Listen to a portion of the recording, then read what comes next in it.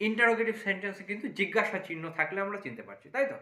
আর এক্সক্ল্যামেটরি সেন্টেন্সে কিন্তু বিস্ময়সূচক চিহ্নটা থাকছে। তাহলে এই দুটো ক্ষেত্রে চেনা কিন্তু খুবই সহজ।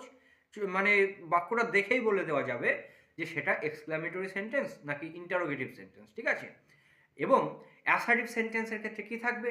সাবজেক্ট, ভার্ব, অবজেক্ট থাকবে এবং শেষে ফুল স্টপ অবশ্যই থাকবে। ইম্পারেটিভ সেন্টেন্সের ক্ষেত্রে কি থাকবে? সাবজেক্টটা উজ্জ্ব থাকে, তাই তো? এবং শেষে কিন্তু ফুল স্টপ থাকেই। আর অপটেটিভ সেন্টেন্সের ক্ষেত্রে কি থাকে?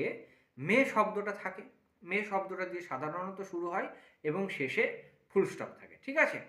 তাহলে এবং ইচ্ছা প্রার্থনা বোঝায়, সব বৈশিষ্ট্যগুলোই কিন্তু আমাদের বিচার করে দেখতে হবে।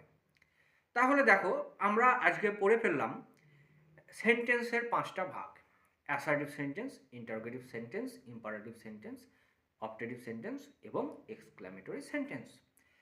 এইবার আরেকটু জানার বিষয় আছে, সেটা হচ্ছে এই প্রত্যেক প্রকার সেন্টেন্সকে